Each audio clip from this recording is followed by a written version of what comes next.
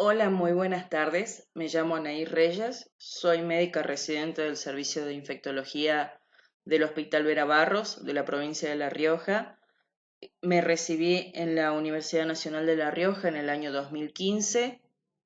Me encuentro en la provincia de Jujuy realizando una rotación programada de 3 meses en el Hospital San Roque, el cual debido a los hechos que se están conociendo se ha virado un poco su población, entonces es actual referente de COVID acá en la provincia.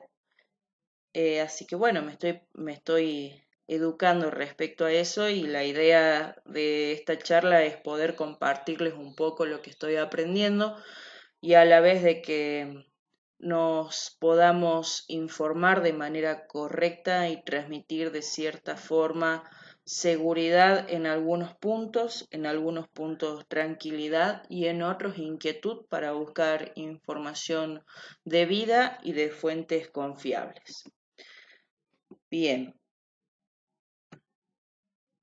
ustedes saben que el día de ayer tuvimos muchos inconvenientes con el problema de internet, así que trataré de poder ser lo más breve posible y concreto. Esto es una línea de tiempo, el cual podemos ver que en diciembre del año 2019 hubo un número de casos reportados bastante importante de una neumonía de origen desconocido, el cual se empezó a estudiar y se empezó a estudiar sobre todo los primeros casos. A partir de allí se aisló un nuevo agente. Alrededor de los primeros 10 días de enero se empezaron a reportar los primeros casos fatales. Se vio también de que el personal de salud se podía ver afectado como una infección intranosocomial, o mejor dicho, asociado a cuidado de la salud, debido al exceso de casos y a que los pacientes que viajaban hacia países que tienen mucha afinidad en cuanto a la economía empezaron a presentar cuadros parecidos. China limita su movimiento y debido al informe que le hace a la OMS el 30 de enero declara que hay una emergencia de salud pública internacional. Hablando más simple, es como un paso previo para denominar que hay una pandemia. Bien, antes de mirar este cuadro quería que nos familiaricemos un poquito con algunos términos. ¿Qué es pandemia? ¿Qué es endemia? ¿Y qué es epidemia? Si vamos de menor a mayor, endemia es una enfermedad, que está presente en una zona de manera permanente, en todo momento durante años, ¿sí? Y años, y que no supera una cantidad de casos considerables a la que se espera para determinada época. Por ejemplo, el Chagas es endémico acá en Latinoamérica. Bien. Por otra parte, epidemia es un aumento de casos seguido de un punto máximo y luego una disminución. Es decir, que en una determinada época del año, que yo espero que haya una enfermedad, aumenta por demás, pero a la vez después esta disminuye o desaparece. ¿Cuál sería un ejemplo? Por ejemplo, las gastroenteritis por algunos agentes durante el verano. Y en cambio, pandemia es una enfermedad, ¿sí? Que ha pasado el número esperado para ese momento y esa época del año y que ha involucrado muchas regiones, territorios, países, incluso pueden afectar a nivel mundial. ¿Cuál es la que nosotros conocemos de manera un poquito más familiarizada? Es, por ejemplo, el último brote que hubo de influenza o el VIH. Bien, volviendo al coronavirus. Luego de todas las presentaciones que hubo y los llamados de atención de la OMS, se fue vislumbrando a través de un mapa diario cómo iban manifestándose la cantidad de contagios a través de los países. Es muy llamativo que ustedes van a ver que si bien el brote empezó acá, en China, Los países que tienen mayor cantidad de tratados económicos o contactos estrechos por viajes fueron los que empezaron a presentar mayor cantidad de casos reportados. Bien, acá en el anterior mapa van a ver que el 11 de marzo había aproximadamente 118.000 casos con alrededor de 5.000 muertes, bien, y alrededor de 114 países afectados. 19 días después, es decir, al día de ayer, el panorama, la verdad, que ha cambiado mucho.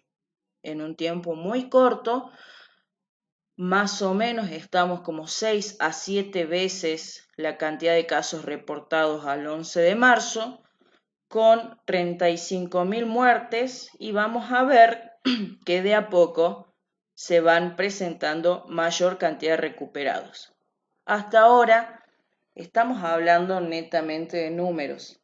Hay variables que aún no hemos considerado, principalmente este número que vemos acá son de casos confirmados a través de números específicos, no de casos sospechosos por clínica o por epidemiología.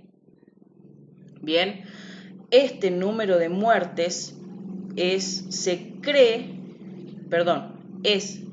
por COVID. ¿Por qué? Porque estos pacientes tuvieron serología positiva por COVID, pero no estima o no especificamos las variables que pueden tener los pacientes que han fallecido, que vamos a ir desarrollando de a poco, y este número es de los pacientes recuperados, que para que hablemos de que un paciente está recuperado, debe cumplir con algunos criterios. ¿Cuál? Principalmente que la PCR, que es un estudio específico que se hace para ver si estamos infectados, sea negativa. Bueno, desde un principio en la comunidad médica, sobre todo en los infectólogos y epidemiólogos, había mucha duda respecto a si le debíamos dar importancia o no a esto, bien, para saber cómo actuar. Y aparte, porque decíamos, pero no en todos lados se comporta igual. Sucede que frente a situaciones de brotes de enfermedades no esperadas para la época y repentinos, no todos los sistemas de salud de los estados están aptos para poder responder. Y eso lamentablemente repercute mucho en la cantidad de casos, en los muertos y en el porcentaje de letalidad. ¿A qué me refiero? Corea del Sur hace no mucho tiempo tuvo un brote que es el llamado síndrome respiratorio del Oriente Medio, el cual lamentablemente falleció mucha gente, pero a la vez de allí aprendió a cómo actuar frente a brotes de infecciones respiratorias. Por lo tanto tenían estudios bastante rápidos o test rápidos que nosotros llamamos, en el cual en el momento se puede tomar una muestra del paciente, ya sea de sangre o de saliva. Se ve a través de una tira reactiva si es positivo o negativo, y al paciente que era positivo inmediatamente lo aislaban, tenga o no síntomas, y eso al hacer un aislamiento social rápido logró que no se dé tanta transmisión de la enfermedad, por ende se limite la letalidad. No así en Italia, que lamentablemente la respuesta no pudo ser tan rápida. Hay muchas variables que desconocemos. Se cree que es por su sistema de salud. Por lo tanto, los casos tienen una tasa de letalidad mucho más alta.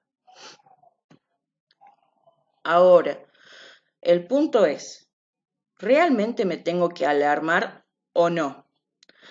Si vemos los casos versus la gravedad de casos, podemos ver que del 100%, solamente el 20% va a representar a la cantidad de casos graves, y de ese 20%, solo el 5% va a necesitar cuidados críticos.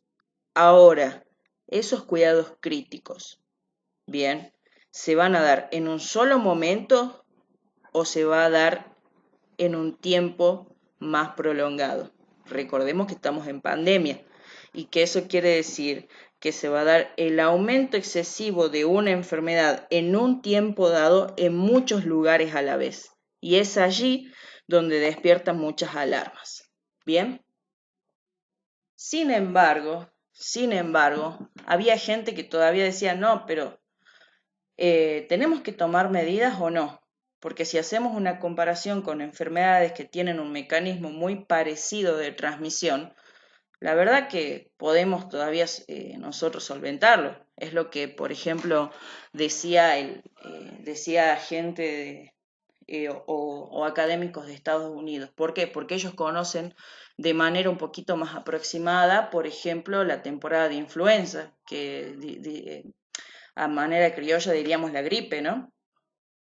Solamente entre octubre del 2019 y febrero del 2020, ellos tuvieron alrededor de 40 millones de enfermos por gripe, de los cuales consultaron alrededor de 20 millones, se hospitalizaron 500.000 y murieron 50.000. Y vos vas a decir, ¿es poco o es mucho? La verdad que son muertes considerables. Y el punto viene acá nuevamente a los que remarco. Es el tiempo en el cual se presenta. Esto es un estudio durante el lapso octubre, noviembre, diciembre, enero, febrero. 5 meses. Bien. Y hay que aclarar que no todos los pacientes consultaron no todos los pacientes consultaron a la vez. Y seguimos refutando. ¿Le tengo que dar importancia o no al COVID? Si hacemos comparación con otras enfermedades que tienen mecanismos similares o se presentaron a través de brote, podemos ver de que, por ejemplo, como les nombraba, en Corea del Sur se presentó el síndrome respiratorio del Oriente Medio alrededor del año 2016 y tuvo una alta tasa de letalidad. ¿Bien? Pero, ¿cuál es el tema acá? Que si bien la letalidad es mucho, pero mucho más baja, ¿sí? Este virus tiene ciertas características, ¿bien? Que lo hacen bastante vivo, por así decirlo, para poder llegar a mayor cantidad de población, ¿bien? ¿Cuáles serían esas características? Del coronavirus se sabe que hay más o menos siete subtipos, ¿sí? Si quiero hablar un poquito con más propiedad, podemos decir que el coronavirus está muy extendido entre mamíferos y aves, las variedades más amplias de genotipos infectan murciélagos, pero 2 subtipos infectan a los humanos, que es el coronavirus alfa y beta.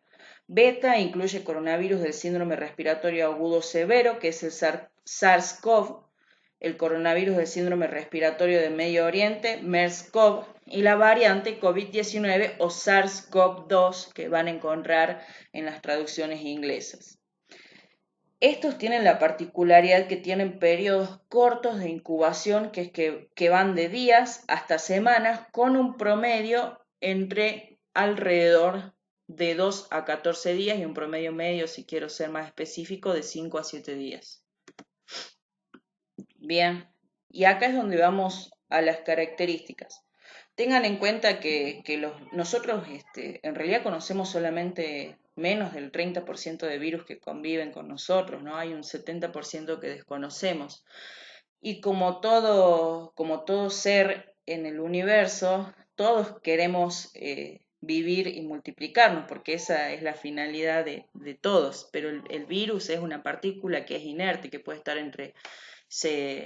nos enseñaban en bacteriología entre los vivos y los muertos. Ellos lo que buscan es ingresar en una célula, someterla y multiplicarse.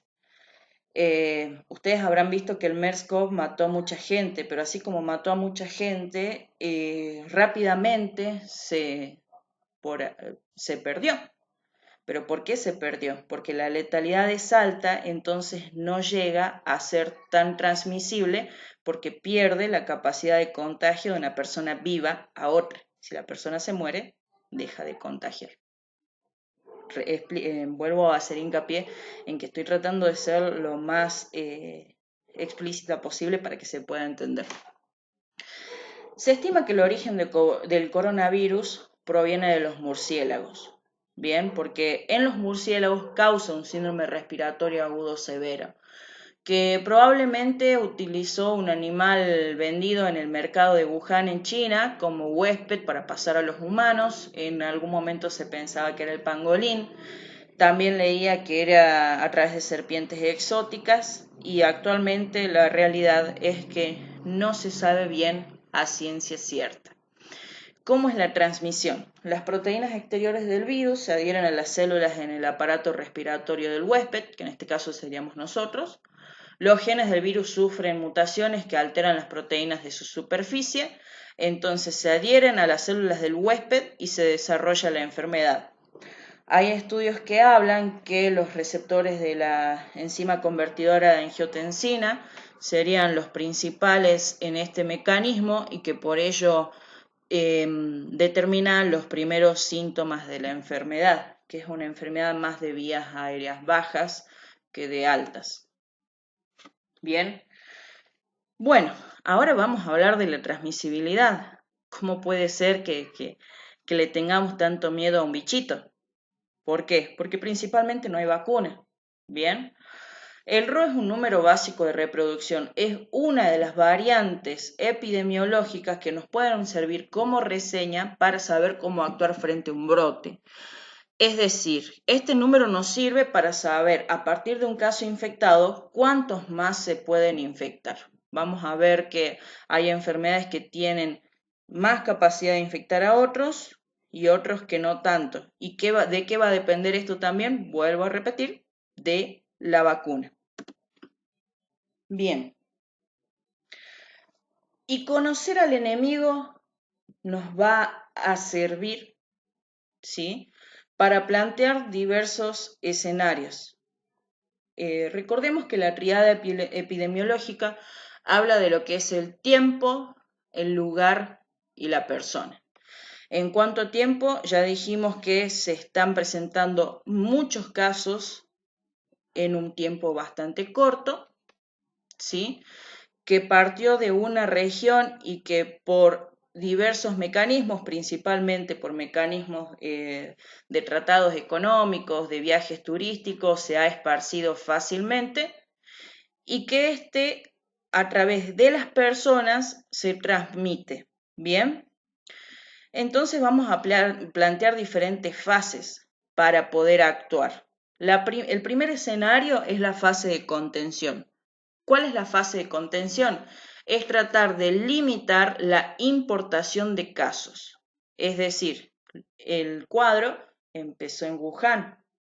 Por ende, si yo tengo gente que venga de allí, pueden traer la enfermedad al país donde resido. Por lo tanto, voy a tratar de limitar el ingreso. Bien. En el segundo escenario es cuando he fracasado en la primera parte o no fracasé, sino que es el curso en el cual se puede presentar. Ejemplo, esto empezó como un cuadro en la provincia de Wuhan.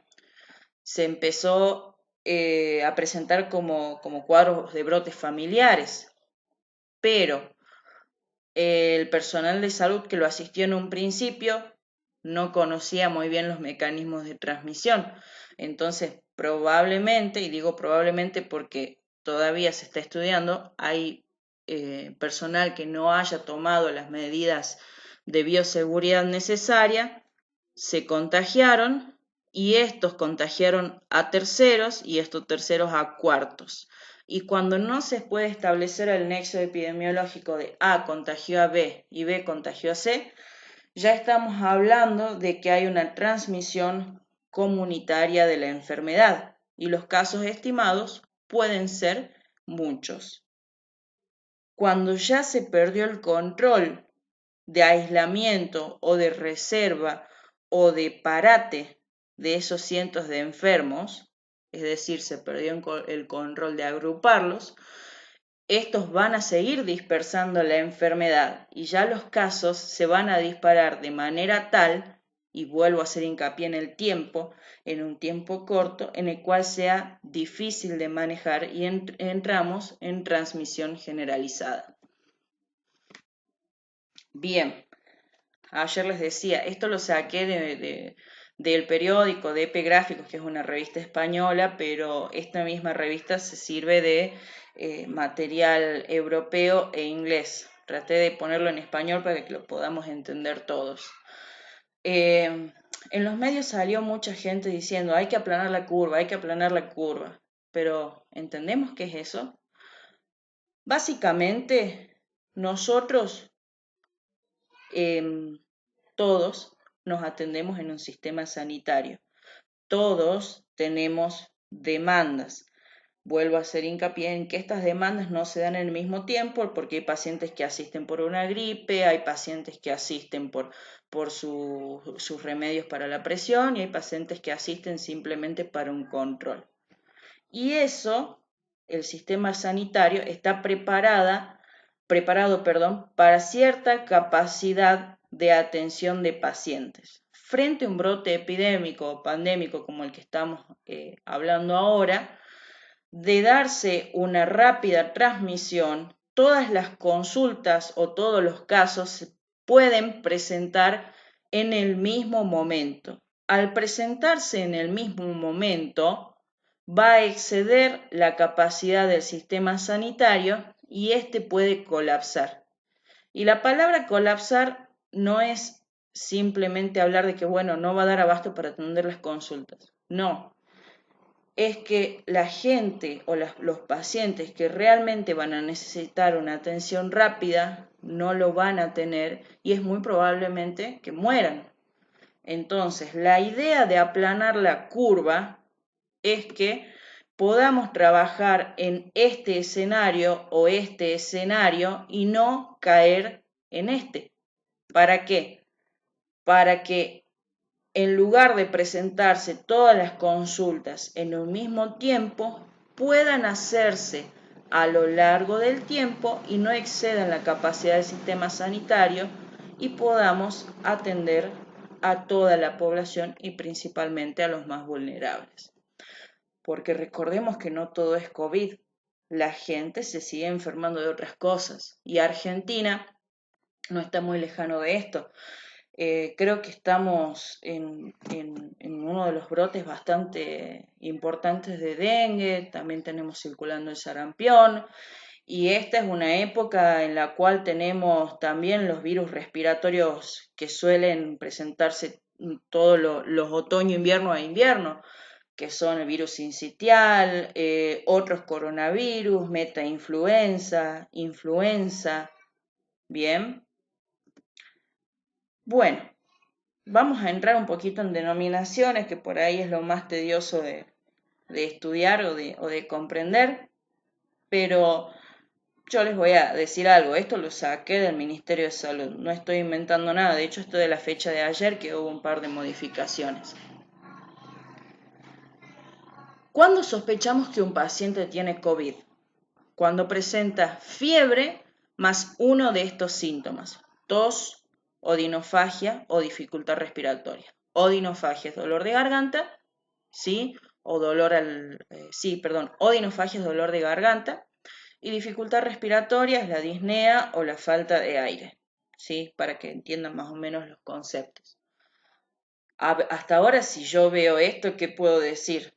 Comparte clínica con muchas de otras infecciones que pueden estar circulando en este momento. Por ejemplo, fiebre es uno de los síntomas del dengue. Bien, fiebre, tos y odinofagia es uno de los síntomas son síntomas también de influenza. Dificultad respiratoria se comparte con otros virus que se van a presentar en esta época. ¿Dónde está la diferencia? En la característica epidemiológica. Pacientes que hayan estado en contacto con casos confirmados de COVID, tengan historial de viaje fuera del país o tengan historial de viaje o residencia en zonas de transmisión local. Volvemos al contexto epidemiológico, fase de contención, fase de mitigación y ya la transmisión generalizada. Cuando ya tenemos transmisión local o circulación comunitaria, ya estamos hablando de la fase de mitigación. Bien, hay provincias que ya tienen casos, el cual no hay un nexo epidemiológico definido, como Buenos Aires, es decir, Cava y Gran Buenos Aires, Chaco, Santa Fe, Córdoba y Tierra del Fuego. Y ahí es donde hay que aclarar que en COVID se tienen que considerar también casos sospechosos a pacientes con neumonía sin otra etiología que explique el cuadro clínico, o a personal de salud que presente fiebre y uno o más síntomas respiratorios. Caso probable en el que se haya descartado influenza, más la clínica, más la epidemiología, y caso confirmado es cuando presenta prueba positiva para RT-PCR, que es real time, para SARS-CoV-2. Respecto lamentablemente al caso confirmado en La Rioja y al fallecimiento de la doctora, hubo muchas consultas respecto a quiénes debían hacer aislamiento o no. Bien, creo que hoy más que nunca debemos aferrarnos a los consejos y a los conceptos que está dando gente que realmente sabe mucho acerca del tema e informarnos, sobre todo como personal de salud. Y aquí van estos datos. ¿A quién se define como contacto estrecho? En la comunidad, al personal de salud o persona que haya proporcionado cuidados a un caso probable o confirmado, mientras el caso presente síntomas y que no hayan utilizado medidas de protección adecuadas. Cualquier persona que haya permanecido menos de 2 metros con el caso confirmado o probable, ¿sí?, mientras presentaba síntomas. Ha trabajado en un caso confirmado de COVID con estrecha proximidad o se compartió el mismo aula que un caso confirmado. En este artículo dice que no se ha determinado tiempo de exposición. Sin embargo, el mismo Ministerio de Salud a la noche me puse a revisar unos datos y establecen que el contacto, por ejemplo, estrecho, menos de 2 metros en una charla de por lo menos 15 minutos, ya es considerado un contacto estrecho de riesgo, en el cual tiene indicación de aislamiento domiciliario, ¿sí? O compartir un mismo aula, obviamente estando a más de 2 metros, pero un lugar cerrado de aproximadamente 2 horas. Obviamente les aclaro algo, chicos, esto puede cambiar, porque todos estos conceptos son dinámicos y se va estudiando día a día. Bien, en un avión o en un colectivo, todos los pasajeros situados en un radio de 2 asientos alrededor del caso confirmado, que el caso confirmado haya estado sintomático. En un buque, todas las personas que compartieron un viaje en buque con el caso o con los casos confirmados. Un ejemplo es un buque japonés que se infectó más del 70% de los que compartieron el viaje. Como les dije, el cuadro clínico es principalmente la fiebre, la tos y la dificultad al respirar.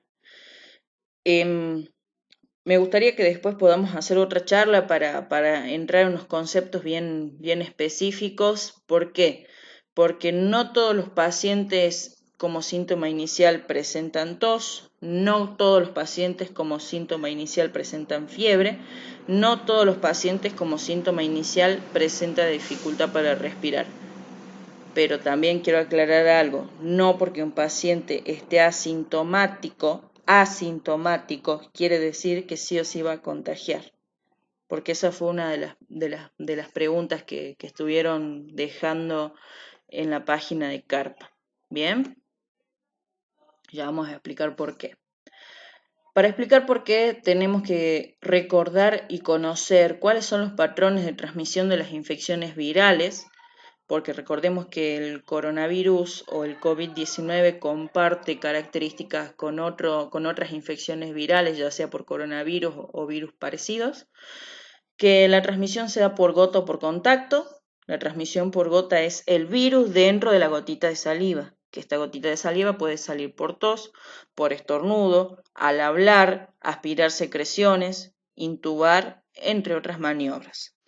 Las gotas son mayor a 5 micrones, la distancia a la cual yo puedo absorber o aspirar esas gotas es cuando me encuentro bien cerca del paciente, con una distancia menor a 1 metro, y otros comparten este mismo mecanismo, como lo es la influenza, adenovirus, coronavirus, entre otros.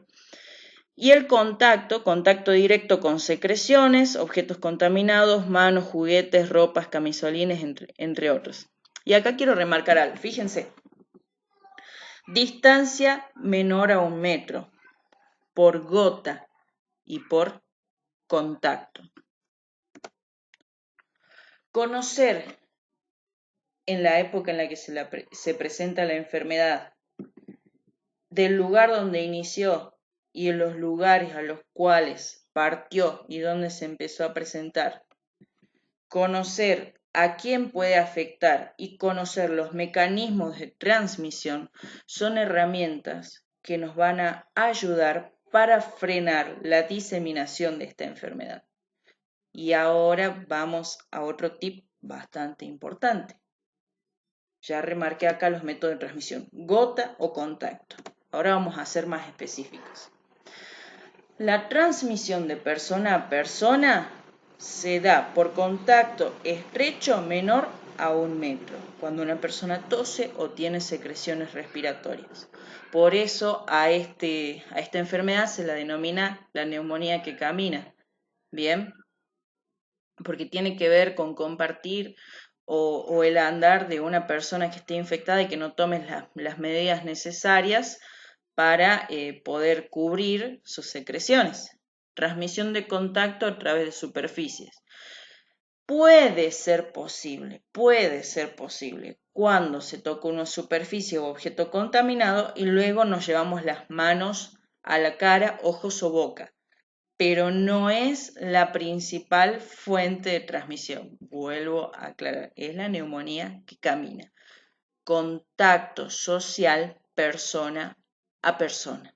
Se puede transmitir el virus sin estar enfermo, es decir, estando asintomático, ¿sí?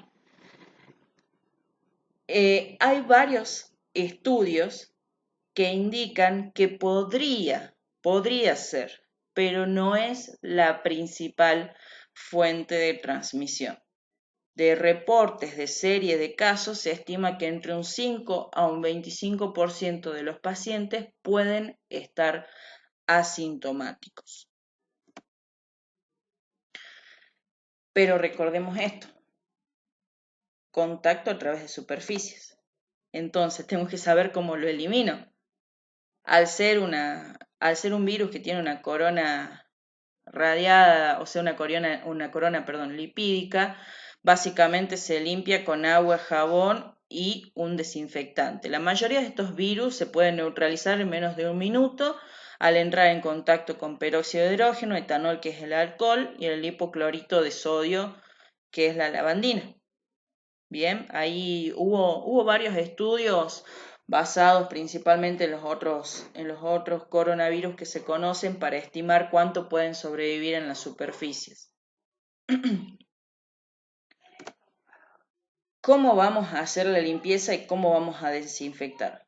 Primero que nada, para desinfectar tengo que tener la superficie limpia, es decir, agua, una esponja, detergente y un trapo. Y una vez que esté visualmente limpio, aplico la desinfección, que puede ser la lavandina común, que es un pocillo de café, 100 mililitros en 10 litros de agua. Esto es aproximado porque la concentración de la lavandina comercial común es de 2,5 gramos sobre centilitro, que nos daría, si yo quiero ser más específico, son 12,5 mililitros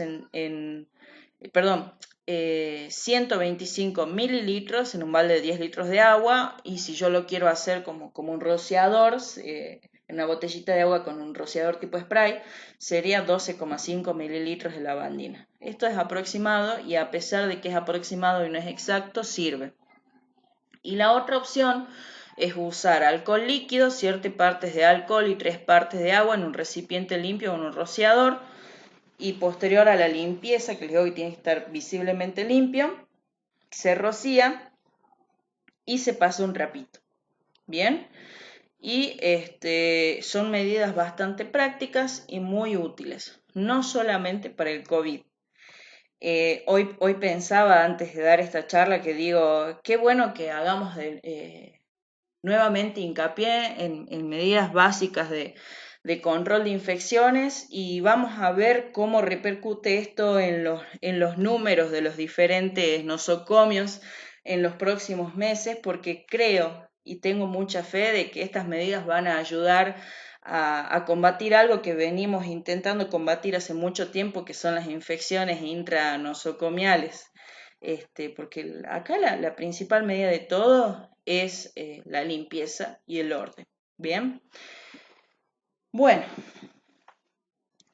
todo el tiempo estamos con colegas debatiendo acerca si sobreusar el barbijo N95 o no. La OMS recomienda el uso de N95, pero ¿para quiénes o para qué? Para procedimientos invasivos que puedan provocar aerosolización. ¿Qué es aerosolización? Es que las partículas del virus puedan quedar suspendidas en el aire. ¿Y cuándo ocurre esto? Cuando el paciente se lo intuba, cuando al paciente se le aspira secreciones o cuando se toman muestras respiratorias, por ejemplo, un esputo inducido, ¿sí? En el resto de las situaciones solamente se indica precaución de transmisión por gota y aislamiento de contacto. ¿Qué máscara debo usar para prevenir el contagio del virus entonces? Solamente personal de salud que pueda estar en contacto debe usar las máscaras. Y ya aclaramos que no es para todos el N95, es para aquellos que estén más expuestos. Para el personal en general debe ser la protección unidireccional, que es decir, el barbijo quirúrgico, y para aquellos que van a estar en una alta exposición, la protección bidireccional, que es el N95. ¿Cuál es la diferencia? A grosso modo, la unidireccional es que el paciente no puede tirar, ¿sí?, las gotitas de saliva hacia el entorno. Y la bidireccional, ¿sí?, es con el N95 para que el personal de salud se proteja tanto de tirar sus propias partículas como de aspirar la aerosolización de componentes que pueden estar sujetos en el aire. Les pongo un ejemplo. ¿Para qué usamos nosotros generalmente N95 cuando sospechamos que un paciente tiene tuberculosis? Y en el caso de COVID, cuando vamos a intubar al paciente o vamos a tomar muestra, o en situaciones donde pueden volar partículas, como por ejemplo el personal de limpieza que va a buscar las sábanas, manipula todos los elementos del paciente y bolsas, los movimientos de las sábanas, movimientos de bolsas pueden hacer aerosolización de partículas. Por ende, tiene que ser un filtro mucho más eficaz. Caso contrario, no sirve. Bien. También hay muchas cosas específicas que hay que estudiar, es respecto a la duración de cada máscara, cuántas veces es reutilizable, que creo que eso lo vamos a dejar para otra charla. Bueno, aislamiento respiratorio por gotitas. Lo ideal es que el paciente tenga una habitación privada, o si no puede tener una habitación privada, que comparta la habitación con otros pacientes con el mismo diagnóstico. El lavado de manos y uso de guantes sí o sí, tanto al ingresar como al salir de la habitación, y para ser mucho más específico, las 5 normas básicas de lavado de manos, que eso lo vamos a charlar uno de estos días con las enfermeras de control de infecciones. Colocarse el barbijo quirúrgico antes de entrar a la habitación del paciente, ¿sí?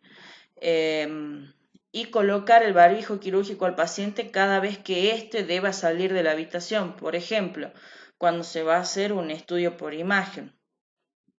elementos exclusivos para la atención del paciente.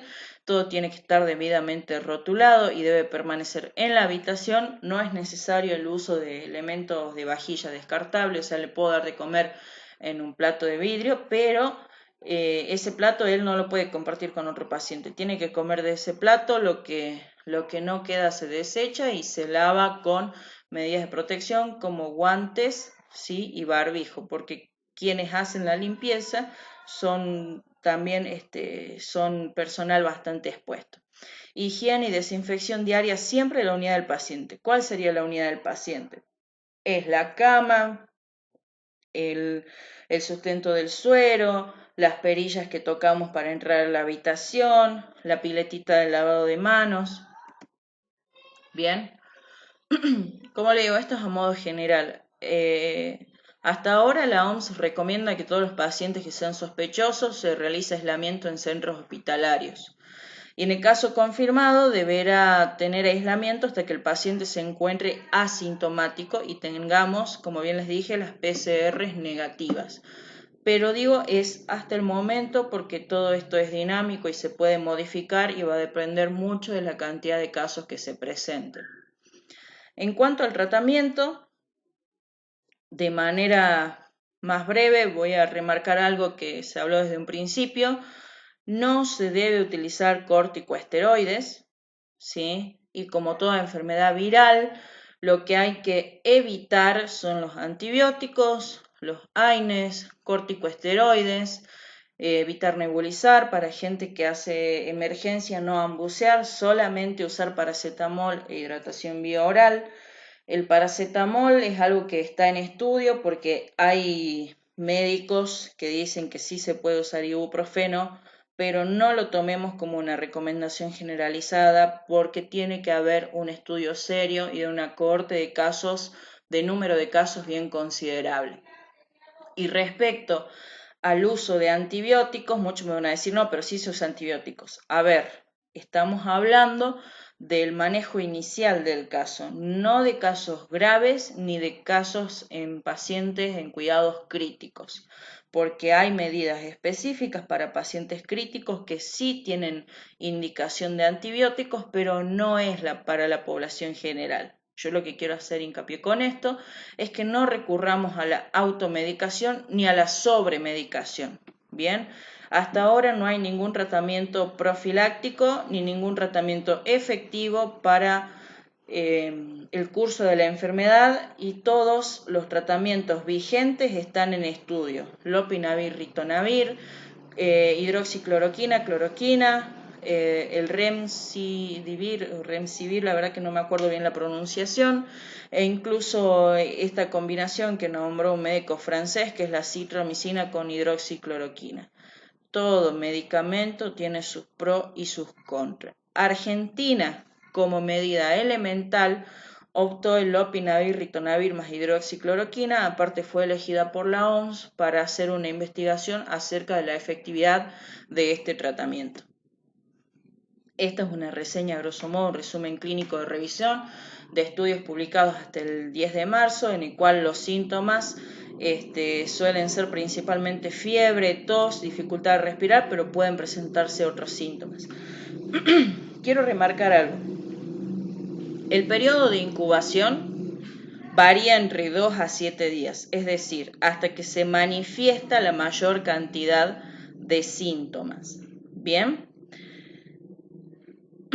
Y van a ver que señala que otros síntomas rondan menor al 11%. Sin embargo, hace poquito hubo una presentación, no me acuerdo si es en el New England o en Lancet, que de un caso de 1.700, de un cohorte, de 1.700 pacientes en el día cero de enfermedad, solamente entre el 40 al 70% presentó fiebre, en un porcentaje bastante considerable del 80% presentó tos seca y luego hubo otras manifestaciones que la verdad que nos pueden llegar a hacer pensar que son de otras enfermedades, como por ejemplo cuadros limitados de diarrea líquida, cefalea no muy bien definida, rash cutáneo, adenopatías, o simplemente astenia,